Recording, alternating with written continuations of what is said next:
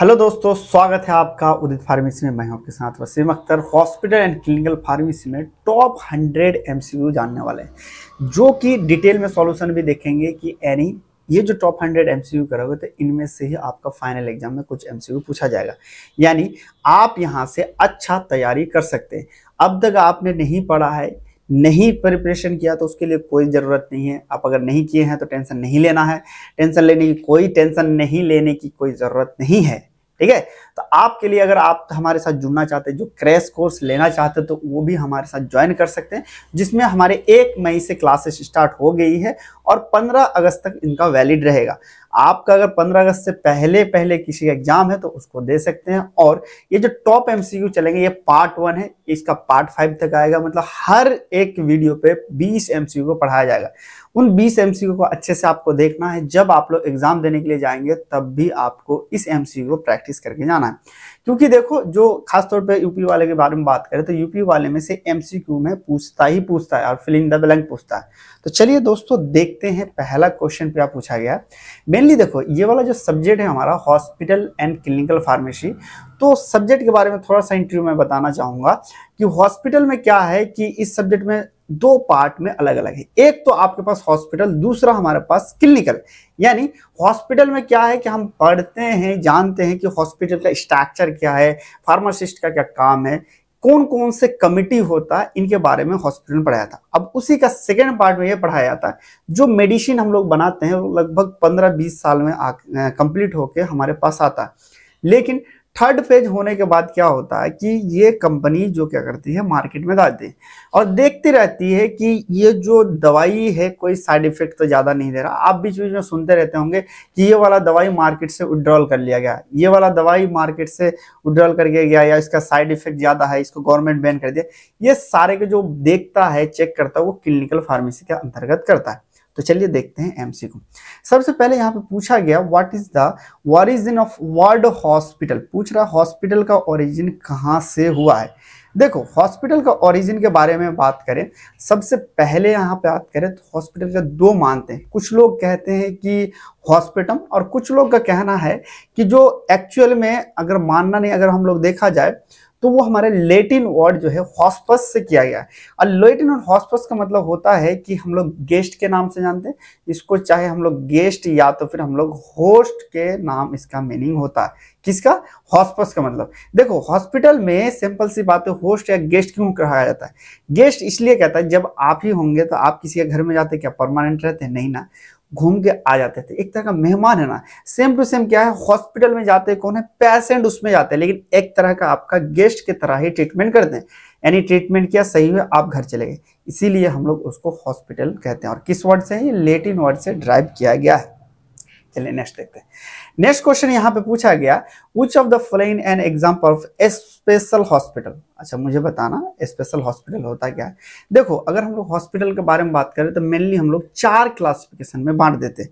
जैसे कि based on objective, based on bed, based on हम लोग क्या करते हैं कि ऑनरशिप में रखते हैं, और based on system of medicine. Mainly 4 तरह की कैटेगरी में हमने हॉस्पिटल को बांटा। उसमें सबसे पहले जनरल में देखें तो जनरल में हमारे पास उसमें भी 3 तरह का आता है। सबसे पहला आता है जनरल हॉस्पिटल, जो ऑब्जेक्टिव के बेस पे, जो जनरल हॉस्पिटल में हर तरह का एक ही छत में बहुत सारी चीज होता है। दूसरा, अगर हम लोग बात करें स्पेशल हॉस्पिटल, स्पेशल हॉस्पिटल हम उसे कहेंगे जो पार्टिकुलर बीमारी को ट्रीटमेंट करता हो। जैसे कोई कैंसर का हो जाए, कोई गायनेकोलॉजिस्ट हो जाए, यानी जो पार्टिकुलर चीजों को ट्रीटमेंट करता है, उसको हम लोग स्पेशल हॉस्पिटल के नाम से जानते हैं। देखो, अगर हम लोग बात करें, आप लोग मुझे कमेंट में बताना क्या होगा राइट आंसर इसका।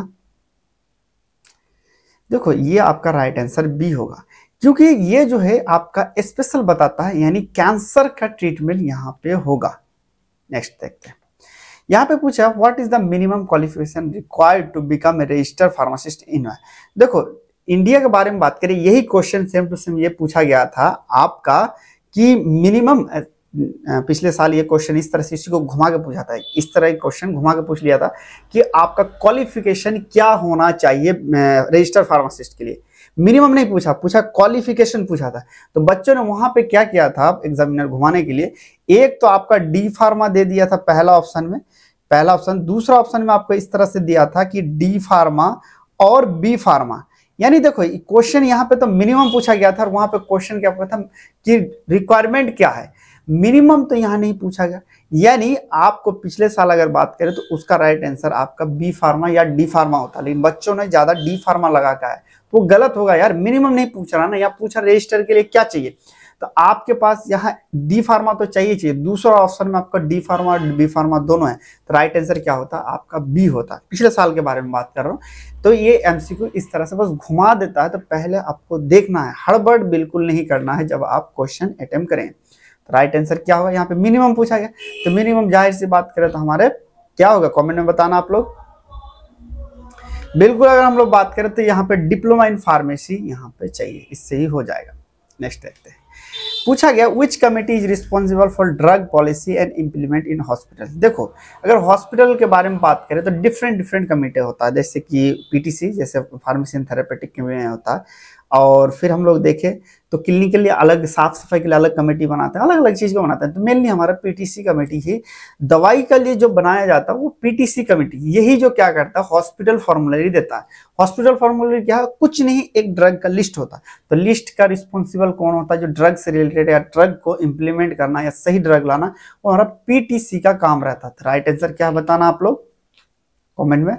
बिल्कुल यहाँ पे पूछा गया है अकॉर्डिंग टू एफआईपी, एफआईपी का मतलब पूछा गया यहाँ पे कि इंटरनेशनल फेडरेशन फार्मास्यूटिकल, यानी इंटरनेशनल लेवल पे ये क्या करता है कि फार्मेसी को एक रिप्रेजेंट करता है, और दूसरी बात इसी ने ही गुड फार्मेसी प्रैक्टिस दिया है। तो पूछ रहा है कि according to FIP Basel standard how many area of hospital pharmacy are cover. पूछ रहा है कि हॉस्पिटल फार्मेसी में कितना कवर करता है, कौन सा एरिया। अगर हम लोग बात करें उसमें टोटल 6 एरिया कवर करता है। 6 एरिया का मतलब कह लीजिए, इसका मतलब क्वेश्चन इस तरह से आपको यहाँ पे पूछा गया है कि अगर एफआईपी बेसलमेंट है तो कितने मतलब हॉस्पिटल फार्मेसी के लिए कितना स्टेटमेंट दिया है, यानी इन्होंने दिया था कि दवाई किस तरह से खरीदेंगे बेचेंगे, ये सारे टोटल यहाँ पे 6 इन्होंने दिया था स्टेटमेंट। तो ये आपको क्या याद रखना है, ये याद रखना है। चलिए नेक्स्ट यहाँ पे पूछा what is the primary aim of hospital pharmacy. देखो हॉस्पिटल फार्मेसी की बात करें तो प्राइमरी में क्या है, प्राइमरी एम क्या है, सिंपल सी बात करें तो वो मेडिसिन को देना और सही तरीके से मैनेज करना और यूजेस का काम आता। तो इसमें राइट आंसर कौन होगा बताना। बिल्कुल राइट आंसर के बारे में बात करते ये होगा, क्या काम होता है इसका, to manage the use of medication in hospitals. ये क्या करते हैं, मैनेज करते हैं हॉस्पिटल में मेडिसिन को कि किस तरह से देना किसको नहीं देना। ठीक है चलिए नेक्स्ट देखते हैं। नेक्स्ट क्वेश्चन पूछेगा विच of the following note standard under NABH. इसमें पूछ रहा है इनमें से एनएबीएच के अंतर्गत नहीं आता। देखो एनएबीएच क्या होता है, नेशनल एक्रेडिटेशन बोर्ड। ये क्या करता है मेनली कि आपका प्राइवेट हॉस्पिटल को, एनएक्यूएस गवर्नमेंट के लिए होता है, एनएबीएच हमारे प्राइवेट और गवर्नमेंट दोनों के लिए यहाँ अप्लाई कर सकते हैं। इसमें एनएबीएच का ये रहता है कि मेनली हॉस्पिटल को इवैल्यूएशन करके अच्छा वहां पे ग्रेड देना। अगर मान लीजिए सही रहता तो एक आपने देखा होगा बहुत सारे हॉस्पिटल में लिखा था एनएबीएच एक्रेडिटेशन। एनएबीएच एक्रेडिटेशन का मतलब ये चीज हुआ कि ये एनएबीएच वाले ने इवैल्यूएशन करा और ये अच्छा पाया गया। सेम टू सेम आपका एग्जांपल ले डी फार्मा का। डी फार्मा क्या होता है कि आप लोग अच्छे कॉपी लाओगे, अगर अच्छे तरीके से लिखा हो तो नंबर A+ लाओगे, तो आप फर्स्ट डिवीजन लाओगे। तो उसी तरह क्या होता है एनएबीएच उसको रिवैल्यूएशन करता है। लेकिन इसमें कौन कौन से करता है पूछा गया, कौन सा नहीं करता। देखो पेशेंट केयर का बिल्कुल करता है हम लोग बात करें तो, साथ में अगर नेक्स्ट बात करें तो ये मेडिसिन का भी मैनेजमेंट करता है, और हॉस्पिटल फाइनेंसिंग ऑडिट ये बिल्कुल ही नहीं करता है। राइट आंसर क्या होगा आपका, राइट आंसर सी होगा। नेक्स्ट क्वेश्चन यहाँ पे पूछा गया what is the bed capacity classification of medium size hospital. पूछ रहा है कि मीडियम साइज में अगर है तो बेड कैपेसिटी कितना होगा। देखो अगर हम लोग बात करें तो हॉस्पिटल को 3 तरह के क्लासिफिकेशन बचा गया था। सबसे पहले large size bed, large size में आपको क्या करें 300 से जो ऊपर रहता है उसको लार्ज। मीडियम के बारे में बात करें तो मीडियम हमारे कितना था, मीडियम हमारे 100 से 300 के बीच में अगर रहे तो इसको हम लोग मीडियम साइज हॉस्पिटल बेड के नाम से जानते हैं। फिर स्मॉल के बारे में बात करें अप टू 100 तक अगर आता है तो हम लोग उसे स्मॉल के नाम से जानेंगे। तो राइट आंसर क्या होगा बताना आप लोग मुझे कमेंट में। देखो मीडियम साइज में तो मीडियम साइज का डेटा हमारे पास क्या है, तो यहाँ पे राइट आंसर क्या होगा आपका बी होगा। चलिए नेक्स्ट देखते हैं। यहाँ पे पूछा गया which schedule of drug and cosmetic act deals with labelling. देखो इनमें से देखो कि आप जब ड्रग एंड कॉस्मेटिक एक्ट को लॉ एंड एथिक्स में पढ़े होंगे तो उसमें ये चीज पढ़ाया गया कि हर शेड्यूल के अंतर्गत एक डिफाइन किया गया है कि ये सारी चीज करना मैंडेटरी आपको होगा। तो यहाँ पे पूछा गया कौन सा शेड्यूल के अंतर्गत हम लोग लेबलिंग करते हैं, कौन सा शेड्यूल के अंतर्गत करते हैं। अगर हम लोग बात करें तो इसका आंसर आपको कमेंट में देना है, ये आपके लिए होमवर्क है।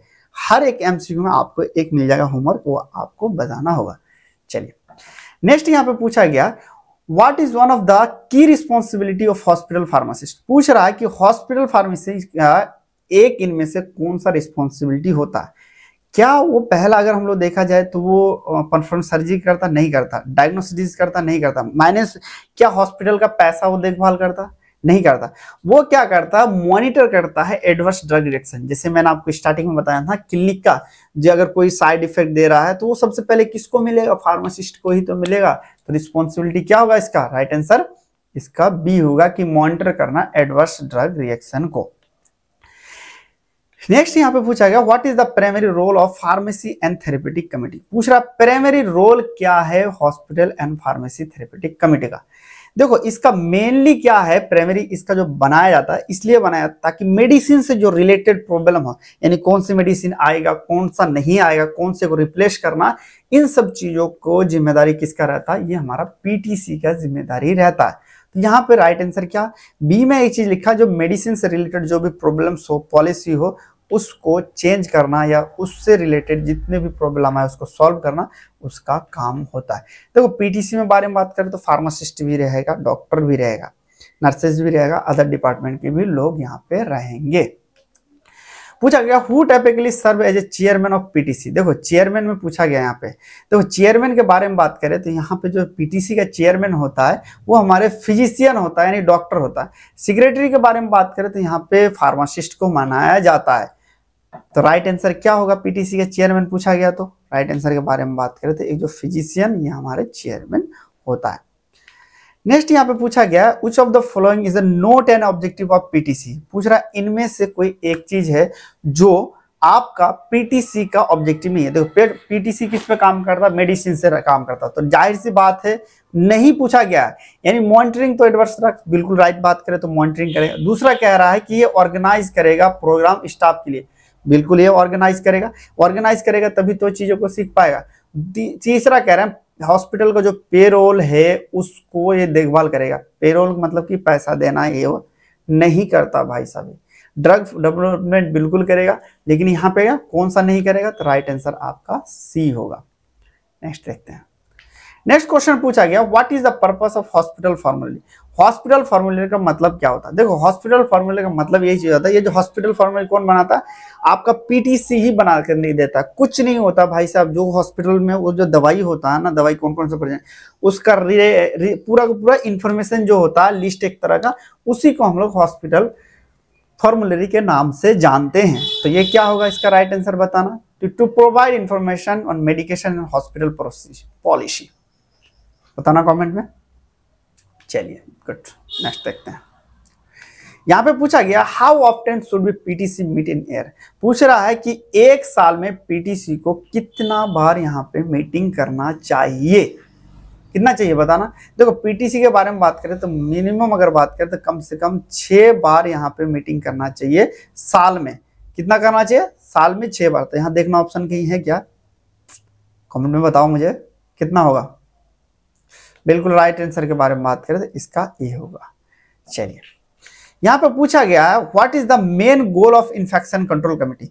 देखो इन्फेक्शन कंट्रोल कमेटी होता है कि जैसे पीटीसी कमेटी होता है उसी तरह इन्फेक्शन कंट्रोल कमेटी बनाया जाता है। हॉस्पिटल में सबसे अहम भूमिका क्या चीज रहता है कि उस इन्फेक्शन को कैसे हम लोग कंट्रोल कर सकें। सेम इसी तरह इसका मेनली जो हॉस्पिटल में बीमारी मतलब कि एक पर्सन से दूसरे पर्सन में जो बीमारियों से जो इन्फेक्शन फैलता है उसको हम लोग नॉस्कोमियल इन्फेक्शन के नाम से जानते हैं। किससे, नॉस्कोमियल इन्फेक्शन के नाम से हम लोग जानते हैं। तो मेन काम क्या होगा, प्रिवेंट और कंट्रोल करना होगा नॉस्कोमियल का इन्फेक्शन का गोल यही है। किसका, आपको इन्फेक्शन कंट्रोल कमेटी का। चलो देखते हैं नेक्स्ट। पूछा गया who usually appointment as a infection control secretary. देखो एक बात बताओ, इसमें क्वेश्चन पूछा गया कि इन्फेक्शन कंट्रोल कमेटी में सेक्रेटरी के तौर पे किसको चुनते। जैसे हमने पीटीसी में देखा तो पीटीसी में सेक्रेटरी के तौर पे किसको, फार्मासिस्ट को हम लोग चुन करते हैं। और अगर चेयरमैन के बारे में बात करें तो हम लोग डॉक्टर को चेयरमैन की तरह चयन करते हैं। तो यहाँ पे इन्फेक्शन कंट्रोल कमेटी में सेक्रेटरी के बारे में बात करें तो वो नर्सिंग जो ऑफिसर होता है उसी को हम लोग इसमें चूज करते हैं। तो राइट आंसर क्या होगा, कमेंट में बताना आप लोग। बिल्कुल, यानी कि पूछ रहा है जो सेक्रेटरी की तरह काम करता है वो कौन काम करता है, ये हमारा नर्सिंग ऑफिसर काम करता है। नेक्स्ट देखते हैं। पूछा गया which of the following is a function of ICC।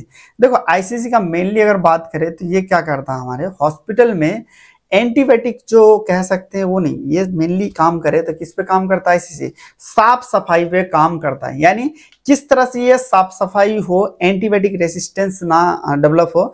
यानी एंटीबायोटिक रेसिस्टेंस क्या होता है कि जब आप क्या करेंगे कि इन साफ सफाई कर रहे हैं कंटिन्यू और हाई डोज देके पूरा साफ कर रहे हो, एक टाइम आएगा कि वहां पे जो इन्फेक्शन है ना वो धीरे धीरे रेसिस्टेंस डेवलप कर लेगा। तो इसका कमेटी का क्या जिम्मेदारी रहता है कि आपको उस चीज से ये रोके। नेक्स्ट यहाँ पे पूछा गया what is the role of pharmacist in preventing anti microbial resistance. देखो एंटी माइक्रोबियल रेसिस्टेंस मतलब क्या है, सिंपल सी बात समझते हैं। किसी बच्चे को स्टार्टिंग से एक थप्पड़ करके मारना स्टार्ट करो, एक टाइम आएगा वो फिर क्या चलिए एक थप्पड़ ही तो खाना है, यानी वो ढीठ बन चुका है, उस पर कोई असर नहीं पड़ेगा। सेम टू सेम अगर हम लोग देखें तो यहाँ पे क्या आता है कि जब हम लोग एंटीबायोटिक रेसिस्टेंस को जब हाई डोज पे एंटीबायोटिक दे देते हैं तो उस कंडीशन में क्या होता है कि एंटीबायोटिक रेसिस्टेंस डेवलप हो जाता है, जिसके कारण वो एंटीबायोटिक काम करना बंद कर देता है। तो उसका काम यही चीज करना पड़ेगा कि जो फार्मासिस्ट है उसको सही तरीके से उसे एंटीबायोटिक देना होगा, ज्यादा आपको अमाउंट में डोज में उसे एंटीबायोटिक नहीं देना होगा। तो राइट आंसर क्या होगा बताना। राइट आंसर के बारे में बात करें तो बी होगा कि ये इंश्योर करेगा कि ऑप्टिमम यूज एंटीबायोटिक क्या होता है और मेंटेन करेगा रिकॉर्ड को। कम से कम अगर बात करें 3 ईयर तक इससे रिकॉर्ड रखना पड़ता है। चलिए देखते हैं। नेक्स्ट क्वेश्चन यहाँ पे पूछा गया hospital pharmacy are involve in which of the following committee.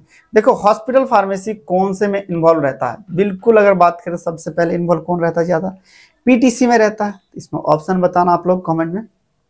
चलिए अगर हम लोग बात करें तो ये हमारे फार्मेसी एंड थेरेपेटिक कमेटी में रहता है। देखो जितने भी हमने चीज़ों एमसीक्यू पढ़े ऐसे आपका कम्युनिटी फार्मेसी में मिल जाएगा।